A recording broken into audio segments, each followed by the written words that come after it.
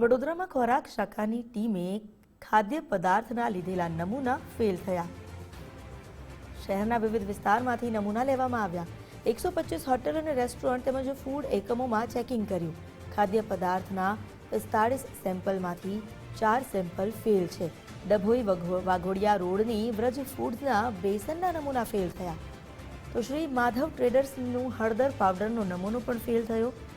છાણી road પરના ગોકુળ ટ્રેડર્સના પનીરના નમૂના fail થયા છે। અમારી સાથે જોડાયા છે સંવાદદાતા અલ્પેશ સુથાર।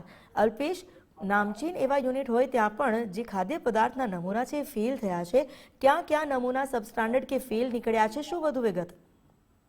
બિલકુલ જી, વડોદરા શહેરમાં જે રીતે ખોરાક શાખાની ટીમ છે કે તેના દ્વારા અલગ અલગ વિસ્તારની અંદર ચેકિંગ છે તે હાથ ધરવામાં આવ્યું હતું। સરદાર એસ્ટેટ, વારસિયા, હાથીખાના, છાણી તેમજ જે ઓલ્ડ પાદરા રોડ સહિત વાઘોડિયા રોડ પર જે આવેલું જે તમામ હોટલ, રેસ્ટોરન્ટ છે અથવા તો ફૂડ એકમો છે ત્યાં ચેકિંગ હાથ ધર્યું હતું। અંદાજે 125 જેટલી હોટલ અને રેસ્ટોરન્ટની અંદર આજે ચેકિંગ છે તે હાથ ધરવામાં આવ્યું હતું, જેમાંથી વિવિધ જગ્યાએ 45 જેટલા સેમ્પલ છે તે લેવામાં આવ્યા હતા।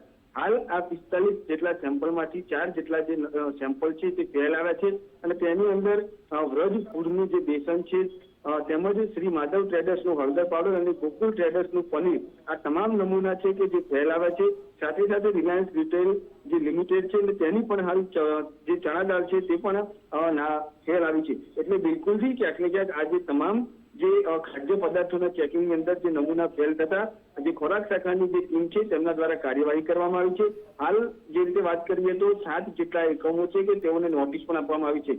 સાથે સાથે જે રીતે સ્થળ ઉપર ગંદકી તેમજ જે સિંગલ યુઝ પ્લાસ્ટિક જે જોવા મળી હતી અને તેને લઈને કુલ 60,000 રૂપિયા જેટલાનો પણ આ જે તમામ લોકો હતા કે તેમને દંડ કરવામાં આવ્યો છે। હાલ જે રીતે વાત કરીએ તો ખોરાક શાખાની ટીમ છે તે છેલ્લા કેટલાય સમયથી વિવિધ વિસ્તારમાં ફરી અને લોકોના સ્વાસ્થ્યને નુકસાન ન થાય તે માટે અલગ અલગ જગ્યાએથી જે ખાદ્ય પદાર્થોના નમૂના લેવાની કાર્યવાહી છે તે કરી રહી છે। જી, આભાર આપનો જાણકારી આપવા માટે।